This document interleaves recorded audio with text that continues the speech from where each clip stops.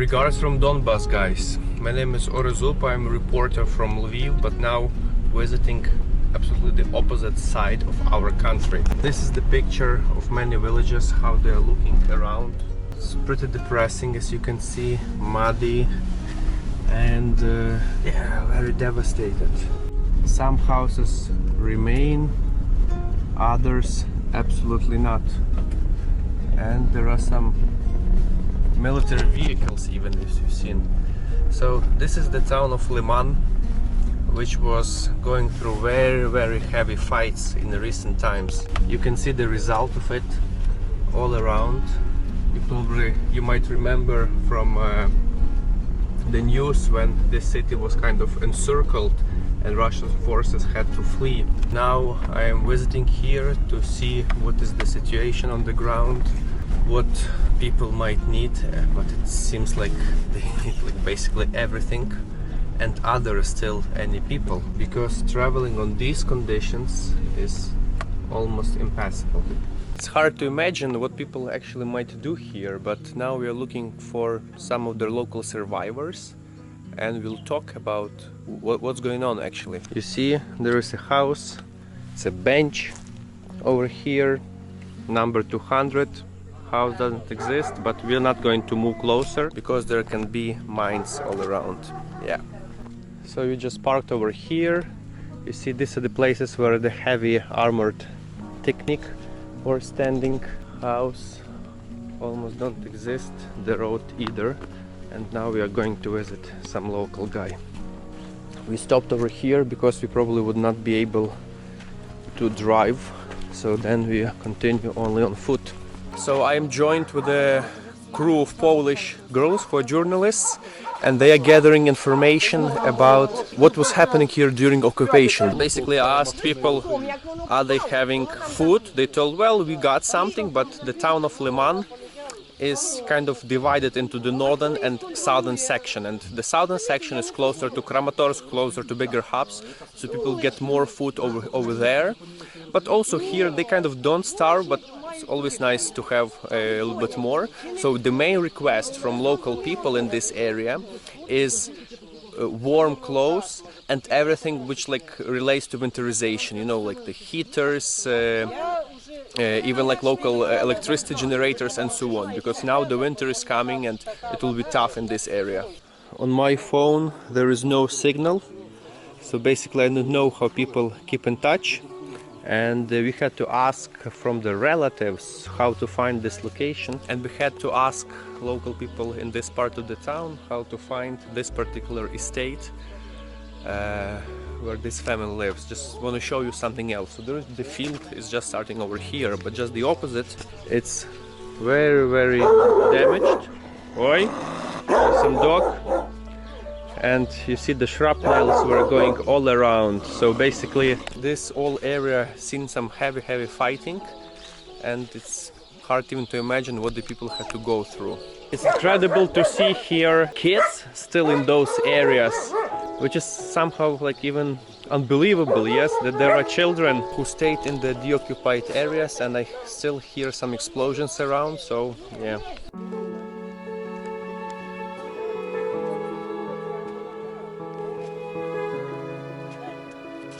Meet Margareta. My readers probably already know you from Kharkiv. Yeah. So you moved to Kramatorsk. Yes, to the next region. Now I'm working here. What are the explosions I just heard? Demining? I think yes, it's demining. It's really far away, about front line, maybe some 30 kilometers. Everything is okay. Margarita is local press officer, and how can you compare working in Kharkiv and in Donbas and Kramatorsk? It's really hard to compare, just because the different situation. The Donbas region is knows about war for 9 years, but for Kharkiv region it was first time, and I think it's really difficult to compare some people, yes, just because there are really big population of people who wants to see the Russians here. That's why it's a real goal, if you can tell like this, to find pro-Ukrainian families. and they need the support to see that life under Ukraine is actually like much better than under Russians, guys.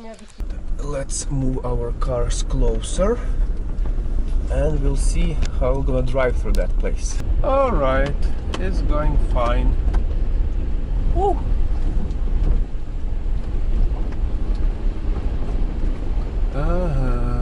Okay. I hear explosions in the vicinity, and the local press officer told me that in very like theory it can actually arrive here if they decide that this point is significant enough to target. So the front line is approximately 20 kilometers from here, and in that case they will probably hear once they shoot. So knowing that, it's important to scan the area around where you can hide. So in the ideal place it should be like some pit or so, but otherwise just trying to, you know, to hide all around. So I'm already scanning the area. Let's go inside the yard. In the meantime, we see there are some bees. People try to carry on. The owner of this estate is the farmer. So there are some vehicles. He was working on the lands around. Now he's telling, well, as you probably imagine, these conditions are next to impossible in order to cultivate your land. Also knowing that all of your neighbors are gone, this guy is still probably the real hero. Also, let's check out on this some kind of store. Probably was here sometimes. With these pictures they're showing that once it was very productive agricultural land. I am from Lviv. This is the chocolate Svyatohirsk, our local producer, so let's make a small present to people. Ой, спасибо. А для цього шоколадка. Here you go. Svyatohirsk, traditional. You know what freaks me out is that understanding how large and how impressive the scale of devastation is. It's like really huge.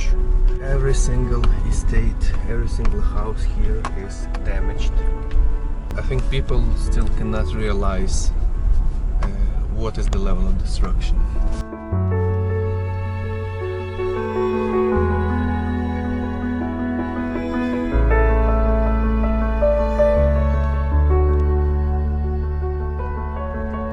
Ambulance is going from the front line. There you see heavy fights are still happening in those directions, not far away. Entering into the middle of the town, which is also badly destroyed in all areas. But let's see what happens there. Oh, yeah.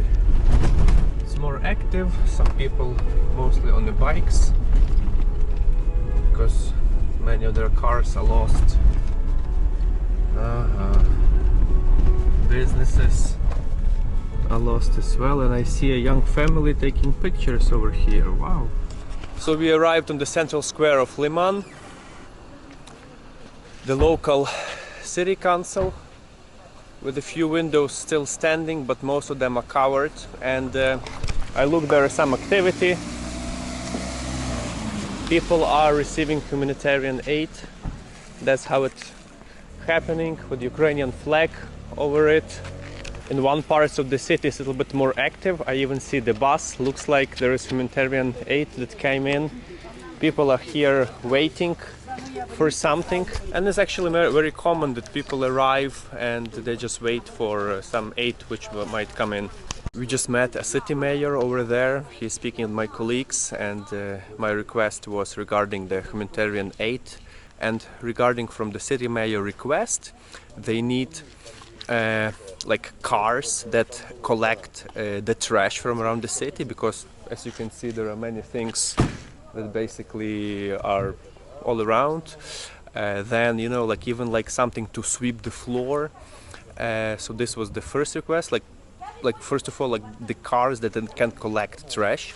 This can be probably established from brother or sister cities in foreign countries. And the second biggest request are building materials for the roof. because most of the private buildings are, as you could see in this video, destroyed in the town, and approximately 80% of the larger blocks are also have damaged roofs. So these were the main requests. In regard to food, they are fine. The city mayor confirmed that there is a Red Cross present, and they even provide some winterization materials. So those two were the main.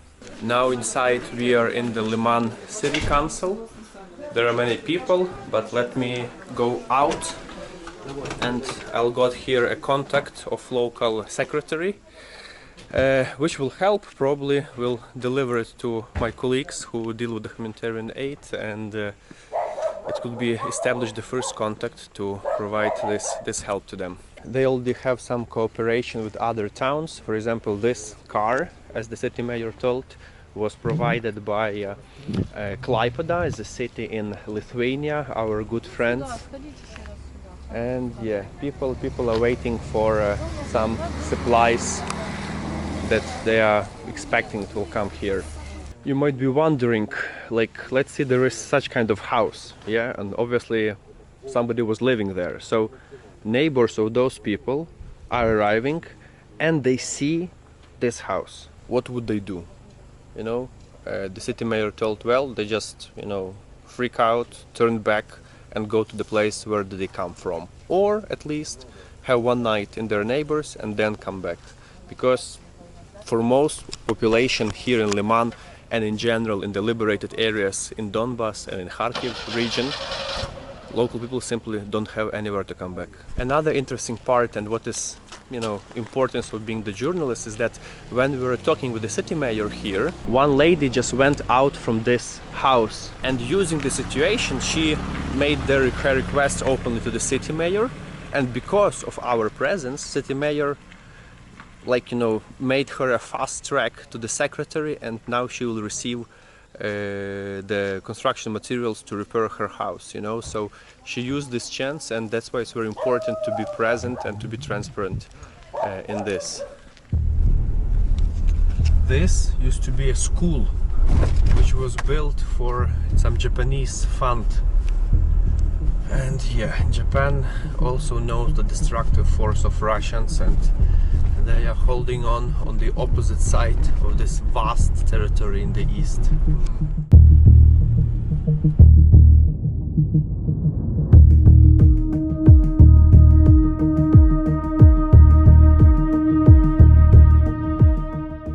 So Russians have their base in this place, which is, you know, like a hidden spot in the place of the former factory, and a lot of their vehicles were actually stored over here. So this is the result of a well done attack of Ukrainian armed forces, and even we see that there is a remains of a plane, Su-34. But it was here, or it like landed? It was it was landed, but Russians bring it to Here. this place, like, yeah. Okay. And guys, cemetery. this is the result. This is the result of a well-crafted attack. Hard to imagine which kind of hell was here during the assault. There is a popular myth around the world. Some people believe in this, and the myth is called "What did you do for 8 years when Ukrainian armed forces were bombing children of Donbas?" They even tried to remind about this by writing here 8 Donbas bombed Donbas. But guys, it has nothing to do with the reality. There was a stalemate at the front line, and basically Ukrainian armed forces were not hitting civilian objects like now the Russian forces are doing in Ukraine. And in this video, it's another proof. You've seen the result. You've seen the devastation, and you've seen the sufferings of people. What else evidence do you need to see what Russian mirror, what Russian world is doing to Ukraine?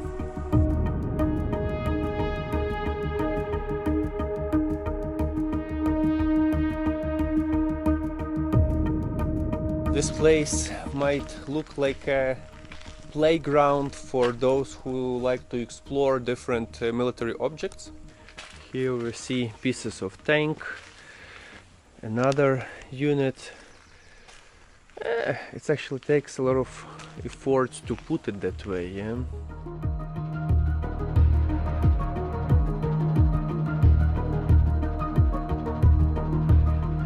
Here is how we travel in Donbas.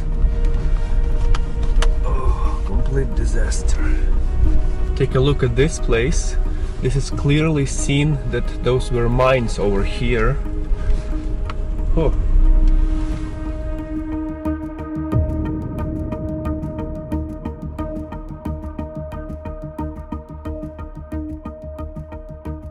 I was just traveling in one of the villages around and I seen young guys waving with the Ukrainian flag, which is over there, you see. So I stopped, gave them some sweets. Oh, Ukraina, yes.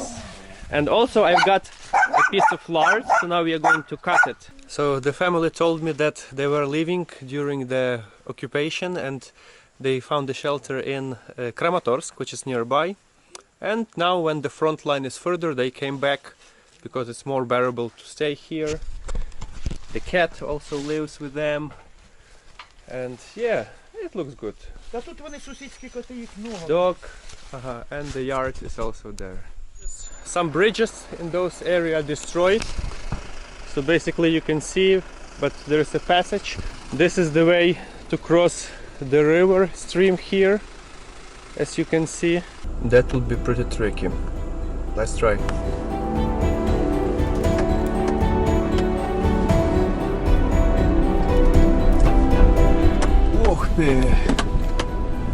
Wow. Oh. And look at this, guys. This is the area that we'll have to go now. It's one of the worst places to cross the area actually, and through the gate will be okay. Those are the conditions. Can't believe it. Our last stop over here is actually a touristic place.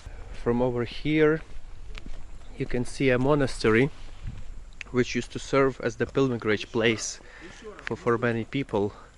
However, the area around is also destroyed. That part was not occupied. Oh wow, wow. This is the end of the road, bridge. I was thinking to go to this monastery, guys, over there, which was a famous pilgrimage place, and basically the Russian forces were standing on this side and there Ukrainians were protecting. So they had to destroy the bridge in order to prevent further advancement, and this is the cost of it. Obviously they were firing back and forth heavily, but now this place is under Ukrainian control. At this point, guys, I think I have to finish the video. That was the real situation in the deoccupied areas of Donbas. You see the level of destruction, you see the sufferings of people, and you see the actual situation over here. Remember that the war in Ukraine is ongoing. Stay with Ukraine, and if you would like to support our activity directly, there is a link below with a few options how you can do so. All the best, stay safe, and see you in the upcoming videos. Orest from Donbas.